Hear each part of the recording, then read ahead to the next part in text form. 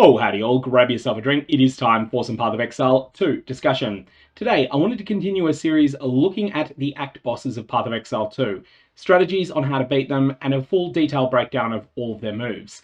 That's going to be what we're doing here for Count Geonor, the boss of Act 1. I've already done the one for the Act 2 boss, Geonor, who is probably the hardest of the three, and we'll get to Act 3 pretty soon. Count Geonor is a two-phase fight. What this means is that when you get the boss down to 1/3 health, he'll be fully healed and then he will start attacking you again from full life. But this second time, he'll have a whole bunch of new abilities. We're going to go through all of those abilities for both phases, as well as some strategic things. And I'm going to show some gameplay footage from my attempts at this boss, both some successful ones, but I also think it's useful to showcase some failures as well. Now, what does a failure look like on this particular boss? Because failures can be very different in different encounters. Here, failure can be quite sudden, especially when you contrast this to Geonor the Abomination from Act 2, where a failure against him tends to be something that is a slow, drawn-out affair. Geonor has a couple of abilities that can really do crushing damage quite fast. They're mostly pretty easily dodged, but if you don't dodge them, you tend to go splat. None of these are likely to outright one-shot you, but they can get pretty close to it, and there's one in particular that if you get hit by it in the worst possible way, maybe it can one-shot. Let's talk about things you want to consider before going into the fight. The boss deals physical and cold damage. Cold resistance is arguably essential on this boss, especially if you're in melee. It seems like he does more physical damage at range, and for close range things, or things that are more likely to hit someone that's at close range, those tend to be more likely to be converted into cold. A good life flask will help you a lot, and movement speed is also great. Now, because of the level that you fight Geonor at, 15 and 51 if you're playing in early access and so Cruel is still around, then you'll have just got access to a new movement speed tier in both cases. Level 15 items are able to roll 15% movement speed, level 50 items are able to roll 25% movement speed. This is a huge bonus if you can get it, but you're fine with one tier below that as well. You don't really want to be more than one tier behind. So if you're fighting in Act 1, you definitely want to have at least 10% movement speed on your boots. And if you're playing during early access and fighting him in Cruel difficulty, the end of Act 4, then you're definitely going to want to have at least 20% movement speed on your boots. Movement speed's really important because there's a number of things that Geonor is going to do that you really want to dodge out of the way of. I'm also going to suggest going into this boss fight with at least 350 health if you're playing in Act 1, and 1250 for the level 51 version of him during early access. Now, the voice actors in Path of Exile 2 have done overtime work in order to give the bosses a whole lot of vocal cries that they'll use during combat. Some of these are not tied to a specific skill. Some of them can be used for pretty much any skill in the boss's repertoire. However, there are a number of them that are tied to a specific skill. We'll get to those when they're important. Sometimes there are specific vocal cries for a skill, but it's really obvious what the boss is doing for some other reason. Or alternately, it doesn't matter much because you're not going to be able to dodge this ability anyway.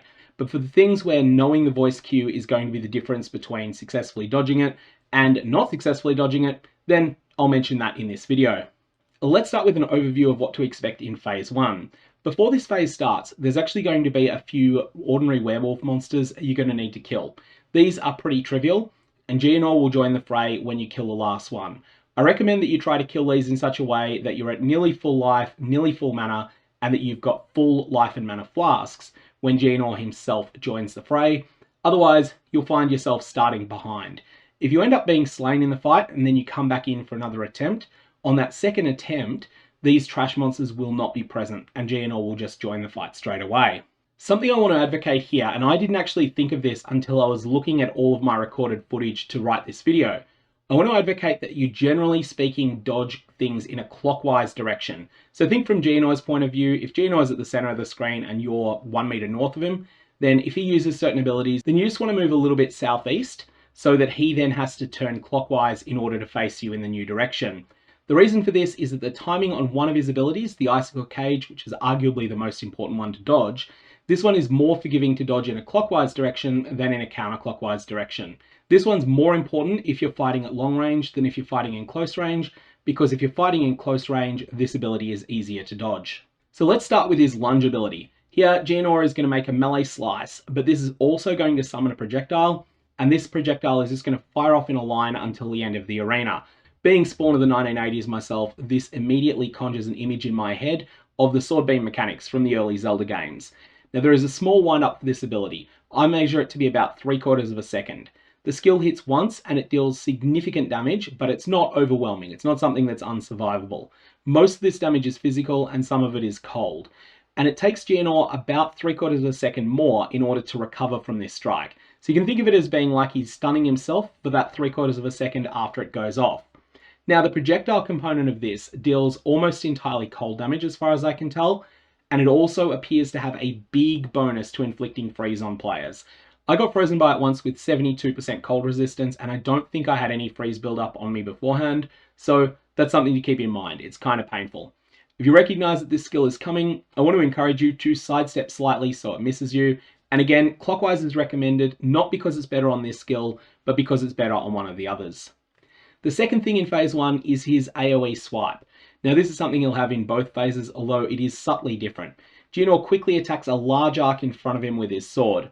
Imagine if Geonor is at the center of a clock facing 12, then this arc is going to hit roughly from the 10 to the 2. This deals pure physical damage, it hits hard, and it will knock the player around slightly. It seems to have a little bit of a knockback effect on it. You'll need to endure this. He doesn't use it all that often. Next up is the Icicle Cage ability. Now, this has an important voice cue. If the boss says any of First Dawn's Frost, You Will Falter, or No Escape, this ability is coming soon. However, the visual windup is pretty similar to when he does his Lunge ability, and you'll want to dodge it the same way, so it's okay to not pick up on that vocal cue. Geonor will lock in the player's position, then briefly afterwards, he'll make 2 melee attacks. Now the first one of these will be slightly to the left of the player, the second one will be slightly to the right of the player.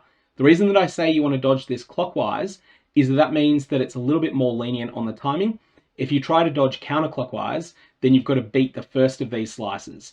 Otherwise, you only need to beat the second one. This will leave a line of ice crystals behind it. These things will obstruct your movement, and they're pretty bad. The actual precursor attacks though, the ones that leave these ice crystals, they don't do all that much damage, just a little bit of a chip. The main danger of those 2 attacks is that they can trap you in place for the third one. This is the finisher, this is the deadly slam. After this, he does a huge wind-up slam that targets the area between the icicles. Now this deals devastating damage if your cold resistance is less than about 60%, and even if you've got 75%, it's still going to really hurt. You don't want to get hit by this. The timing is more forgiving, as I've been saying, if you dodge this in a clockwise direction, rather than if you attempt to dodge it in a counterclockwise direction. So try to get into that habit, but it's not super unforgiving if you do go counterclockwise. It's just that you've got a little bit more time for mistakes the other way. Next, there's his melee charge. Now, Geonor will sometimes use this ability to close distance to the player. It deals more damage the further Geonor has to run to reach you, just like the player skill Shield Charge does. It has reliable voice cues. These are Run Little Rabbit or You'll Pay for Your Life. Listen carefully for these if you are fighting Geonor from off screen. Again, in that case, you can simply sidestep it clockwise if you want to stay in line with the way that you're dealing with all the other abilities. Now, if you're up close to Geonor, this ability is mostly harmless. If you're at range though, it is a lot more dangerous. Geonor can also transform into a taste of what he'll become in the second phase of the fight. He's a werewolf, and this is his wolf mode. This is a 30-second mini phase that he'll go into, where he'll charge, he'll attack in melee, and he will howl, and this howl will summon werewolves. He'll also use a phase 2 ability, his Teleport Slam, during this mode, but it appears that when he uses this ability during phase 1, it does much less damage than it's going to do in phase 2. So consider this an opportunity to practice this Teleport Slam, rather than something that you absolutely must get out of the way of when the real version is unleashed in phase 2. So that's everything he does in phase 1. After you get him to 1/3 of his health, there'll be an intermission. When his life hits 50%, there'll be a false alarm for this intermission. Geonor will keep fighting the whole time, but there'll be a couple of dialogue lines where he cries out to his wife. Then his wife betrays him, and he keeps fighting and starts getting a little bit more annoyed. When he falls to 1/3 of his health though, that's when the intermission happens. That's when he gets fully healed, and he changes permanently into his wolf form. After that, he's going to attack in earnest. This is nothing like the long intermission in the middle of the Act 2 boss fight. It is much shorter than that. In phase 2, a quick overview. The boss's name is going to change to Geonor the Putrid Wolf. He has mostly new abilities, and he forgets all phase 1 abilities that are not mentioned here. First up, we have his Ice Breath. I think he always opens with this in phase 2, although I'm not 100% certain of that. This skill appears to deal no damage at all, but it creates a nasty ground effect that lasts almost 15 seconds, and it inflicts a massive 50% chill on players that are inside this ground area. Now this chilled ground appears in the direction that Geonor is facing and just slightly off to either side of it, So the further away from the boss that you are, the further you'll have to move to get out of this bad ground. This is an ongoing theme in Path of Exile 2 in general, but particularly with this boss, the further away you are from the boss, the further you're going to have to dodge to get out of certain abilities. Now this is far too much of an action speed penalty to endure. It will guarantee that Geonor's slower skills, including his teleport slam, that they're going to hit you. So you need to drop everything and move out of this ice breath. But you also don't want to just fight on the edge of it either, because that will then constrain your ability to dodge other skills. You want to move at least 2 or 3 meters further away from the edge of this breath. And in fact, I'll show some gameplay footage here of me mishandling this. I move just to the end of it, and then his Winter Solstice ability, which we'll come to soon, this ends up hitting me multiple times because I simply can't move in certain directions, because if I do, I'll move on to the ice breath, and as soon as I move into the ice breath, I can dodge nothing. Something important to note here, the closer that Geonor is to the center of the arena when he fires off this ability, the less of the arena that it's going to mess up. The worst case scenario for this ability is that he is right on the edge of the arena and he fires it in a cone that just keeps expanding all the way to the opposite edge of the arena. That's the worst case scenario. The best realistic case is that he's in the center and it only covers a small amount of floor space because he points it in one direction and the whole area behind where he was facing is still perfectly fine. Now I did mention the Winter Solstice because it's something that interacts a lot with that ice breath. Geonor will often cry out Solstice of Pain when he begins this skill, but he is also known to say other things such as Requiem on high. Geonor will raise his sword to the air and chilling beams will strike down at random locations around the arena, and this will typically happen 4 times. This is harder to deal with when there's ice breath in the ground or all sorts of other things that can constrain your movement. During this phase, I advise you to stop trying to damage the boss and focus on instead dodging most of the Solstice beams. It's perfectly fine to get hit by a couple of them. They're not going to absolutely do crushing damage, but they do add up, and this is a phase that can do quite a lot of damage if you get hit multiple times. Additionally, the first time you get hit, you're probably going to get a chill inflicted on you, and that means that you're going to be having a harder time to dodge the next ones. However, there is one caveat to this, and that is if you can freeze the boss, then doing so in this phase is fantastic because the Solstice is just going to be paused while you do that, and so you can unload a whole bunch of damage quite safely, and then when the Solstice resumes, chances are that any action speed chills that have been inflicted on you by being dinged by one of these before, chances are that they're completely gone, and that additionally, you're probably back on full life at this point. So that's the Winter Solstice. Next up we have the AOE Swipe. Guess what? This is an ability from phase 1. It's back, but it's changed a little bit. Geonor attacks a large arc in front of him, and I think this is a slightly larger arc, but I haven't been able to confirm that looking at my recorded footage. I think this might be more like hitting from 9:30 to 2:30 on a clock rather than 10 to 2, but I'm not 100% certain of that. Additionally, this seems to do pure physical damage, but not have the knockback that it had in phase 1. Not that the knockback was a big deal in phase 1, but it was a small thing there that could disorient you a little. Again, just like in phase 1, you kind of need to endure this. He doesn't do it all that often. It's just going to be a bit of a life point tax over time.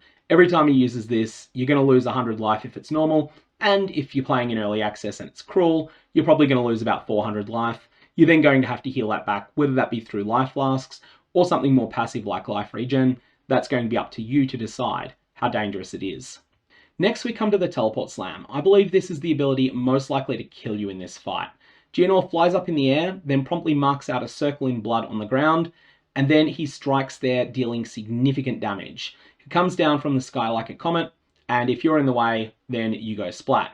Now, if he catches you mid-spellcast or mid-other slow skill, you're absolutely going to need to dodge roll in order to break yourself out of that spellcast.